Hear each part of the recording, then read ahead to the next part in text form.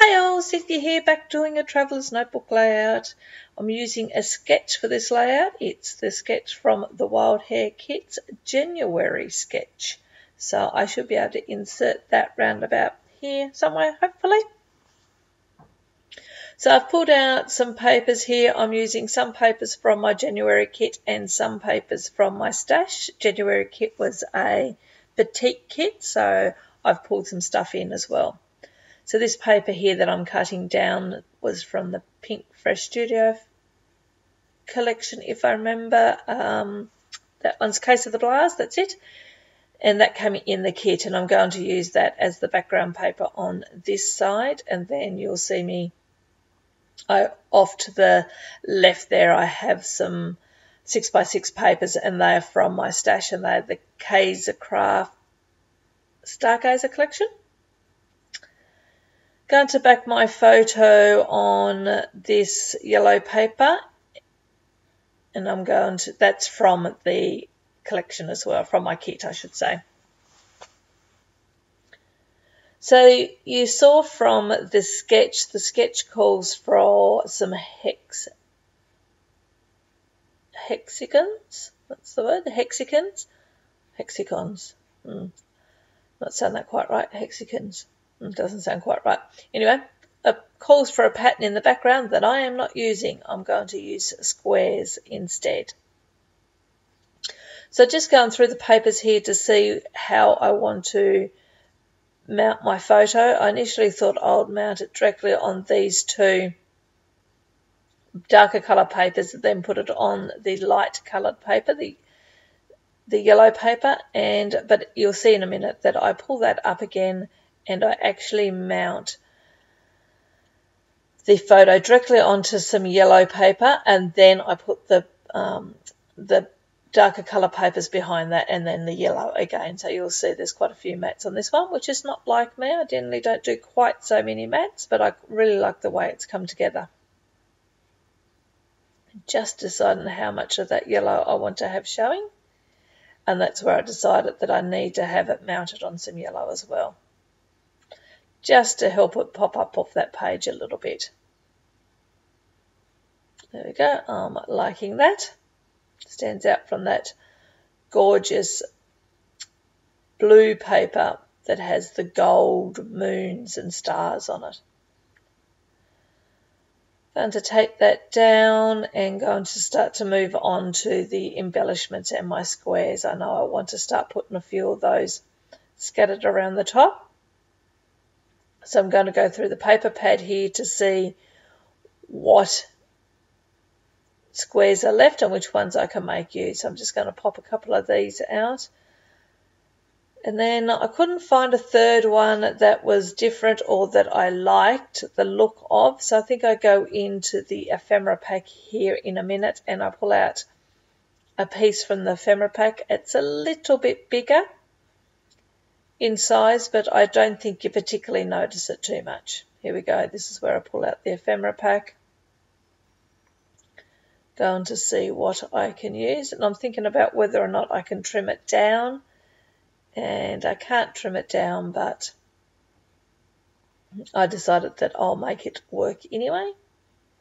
I think I pull one more out here in a minute, and I use that a little bit later on. To mix it up a little bit and to add a little bit of cohesiveness to the page, I'm going to back a couple of these little ones on that yellow paper. And I like the way that looks, and I'm obviously going to back this one on that gold paper just to carry that theme through as well. And do I back this one? Yes, I do. I thought I did. I back that one on that yellow as well. Liking the way that looks. Just happened to see that word strip there that says I love you to the moon and back, so I thought I'll put that there. This is a photo of my husband. We went for a walk down to like an air bridge where you walk out among the tree tops, and this is just a photo of him walking towards me. And very sadly, just currently here in Tasmania, there's been some wildfires that have been burning for the last few weeks, and the airwalk that we went on has been badly damaged. All the trees have been burnt out, and some of the walk itself.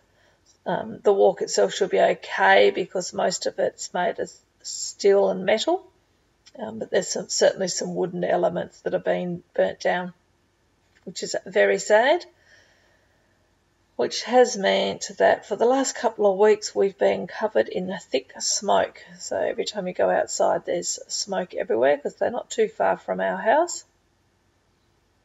And so fingers crossed the last couple of days we've had some pretty good weather, cooler days and less wind. So today's, I think it's meant to be up around 30 degrees Celsius, but there's not meant to be much wind, so hopefully they can get on top of the fires. So just tucking these strips down here. So I tore a little piece of that yellow paper and have put it down to the left-hand side there. Grabbed the same for that dark blue and gold foiled paper and just tore a little strip there. You would have seen in the sketch that there was some splatters in the top left-hand corner, so I thought I would create those. I've used a stamp. I come back here in a moment and I think I just stamp a little bit more in because I put one of the square word strips, that word strip that goes over there and covers up a lot of my stamping, so I do come back in and add just a little bit more. I'm liking the way it's looking, but I'm feeling like it's just needing something else over there, so I fiddle around for a while before I decide on what it needs. I initially put it down, but I do think I pull it up. No, maybe I just didn't put it down.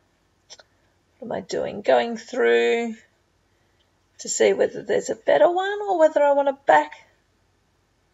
No, I had a look to see whether there was another one I could use instead. There we go. This is where I come in and restamp that one so it's solid. And I do come back in and stamp another one again in a moment. And I want it there, but it's just missing something. So I'm just keep looking, seeing what I can do for this cluster. So this is where I add that stamp, and I still feel that it's going to miss something, and I add a couple of more bits and pieces to it here in a minute. I decided that I don't have any of that black splattery paper or look over on the left-hand side. So I initially come in with the blue, and I do sprinkle a little bit of blue, make some splatters. Didn't stand out quite as much as what I like, so I do come back in a little bit later and do the same with black, and that really pops off the page and repeats that element. But I also decide that I really want to still bring that pattern paper across to the other side.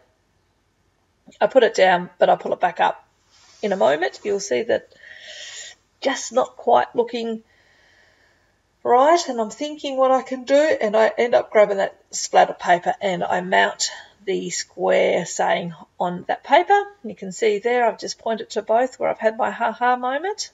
Pull it back up. It's just the slightest little touch, but it's enough.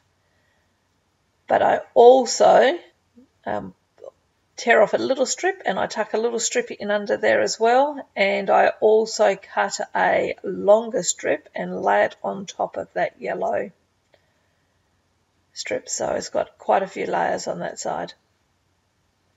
Here we go. I'm just going to cut a nice thin strip down here.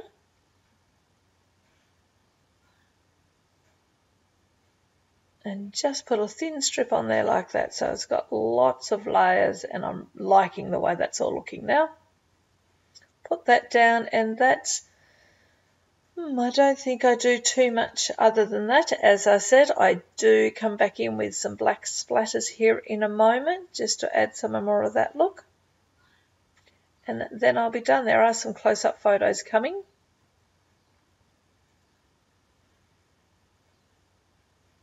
and done. Oops, forgot to glue that bit down, so get the glue back out and tape that down. And tuck that back in under. And now put that one down. Lovely. Really like the way this one come together. Bring out my bit of paper and the ink, the Distress Oxide in Black Soot, and sprinkle some of that around to bring the 2 pages together, and I think I am all done. As always, thank you very much for watching. Please give me a thumbs up and leave a comment. Love reading all your comments. Will answer where I can. And until next time, everyone have a lovely day, a lovely week, or a lovely month, and I will talk to you on the next video. Until then, bye.